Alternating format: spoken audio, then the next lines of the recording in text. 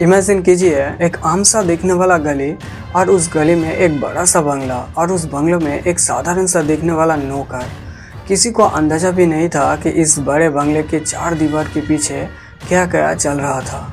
ये कहानी है नोएडा की सेक्टर 31D5 की निथारी गांव की, जहां साल 2005-2006 में अचानक बच्चे गायब होने लगता है। लेकिन सच जब सामने आई तो इंडिया की पुलिस सिस्टम की आंख ही खुल गई, क्योंकि उस बड़े बंगलों के घर के पीछे नाली से बच्चों की मरने की हड्डियां मिल रही थी और एक नहीं दो नहीं पूरे 19% की मौत की लाश की हड्डी मिल रही थी। पुलिस को जाके ये एहसास हुआ कि ये एक नॉर्मल किडनैपिंग का केस नहीं था, ये एक सीरियल किलिंग था और ये केस इंडिया के सबसे मोस्ट डेंजरस केस बनने वाला था, निथारी कांड द साइको किलर। और आज हम देखेंगे निथारी केस की जो साइको किलर थी उस किलर की मेंटल साइकोलॉजी क्या थी, हमारा सोसाइटी और हमारा पुलिस सिस्टम की क्या कमियां थी। आज हम इस निथारी कांड केस को डिकोडिंग करने की कोशिश करेंगे और जानने की कोशिश करेंगे कि हमारे सोसाइटी और हमारे पुलिस सिस्टम की कहाँ चूक हुई थी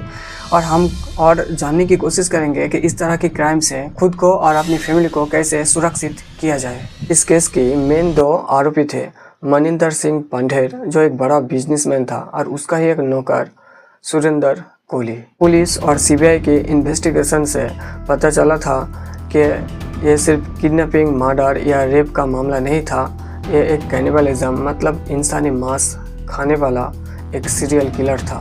लेकिन एक ट्विस्ट की बात क्या है आप लोगों को बताऊं कि 2011 साल में कोर्ट ने इसको एक सीरियल किलर और एक रेयरेस्ट ऑफ रेयर केस का दर्जा दिया था।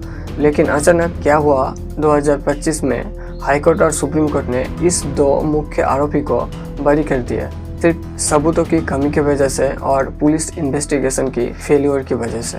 इस केस का मेन आरोपी था सुरेंद्र कोहली जो एक नौकर था। लेकिन हम डिस्कस करेंगे कि सुरेंद्र कोहली का मेंटल साइकोलॉजी क्या था। वो एक ASPD मतलब एंटी सोशल पर्सनालिटी डिसऑर्डर और नेक्रोफेगिया और नेक्रोफिलिया इस तरह की 3 बीमारी साइकोलॉजिकल बीमारी से वो जूझ रहा था। जब पुलिस और सीबीआई ने इस केस को इन्वेस्टिगेशन करना शुरू किया तो कोहली के बारे में रिसर्च करके इन लोगों को पता चला कि सुरेंद्र कोहली जो नौकर था उसका मेन साइकोलॉजी था लैक ऑफ एम्पैथी, मतलब उसके अंदर कोई एम्पैथी, कोई सहानुभूति, कोई फीलिंग नहीं था। और दूसरा है चाइल्डहुड ट्रॉमा, मतलब सुरेंद्र कोहली को बचपन में सेक्सुअल हैरेसमेंट का शिकार होना पड़ा था। और तीसरा है द मार्क्स ऑफ सैनिटी, एक साइकोलॉजिकल ड्रामा है। इस ड्रामा में सीरियल किलर खुद को इतना नॉर्मल, इतना शांत दिखाता है कि सामने वाला पर्सन उसे गेस या आइडिया नहीं कर पाता कि ये बंदा एक सीरियल किलर भी हो सकता है। मतलब इस फॉर्मूला को यूज़ करके वो दूसरे को बेवकूफ़ बनाता था। निथारी कांड जैसा घटना दोबारा ना हो इसलिए हम लोगों को कुछ ज़रूरी कदम उठाने होंगे। स्ट्रेंजर फॉर डेंजर, बच्चे को ये सिखाने होंगे कि स्ट्रेंजर डेंजर होता है। किसी भी अजनबी से मिठाई या चॉकलेट या किसी की तरह चीज़ ना ले और अजनबी से दूरी बना के रहे। दूसरा है सीक्रेट, मतलब हर छोटे बच्चे को ये सिखाने होंगे अगर कोई आपको अनकंफर्टेबल टच करे या कोई बात आपको सीक्रेट रखने को कहे तो आप ज़रूर उस बात को अपनी मॉम डैड को बोलिए। और तीसरा है बैकग्राउंड वेरिफिकेशन, अगर आपके घर में कोई नौकर या किसी को कामकाज के लिए रख रहे हैं तो उसका पुलिस वेरिफिकेशन बहुत ज़रूरी है। ब्लाइंडली आप किसी के ऊपर भरोसा नहीं कर सकते। और चौथा है डोंट डिस्टर्ब पुलिस, अगर आपकी रिपोर्ट आपकी लोकल थाने या पुलिस स्टेशन पे दर्ज नहीं हो रही है तो आप SP, DSP और सबसे आसान तरीका आप मीडिया का सहारा ले सकती है, जैसे कि सोशल मीडिया।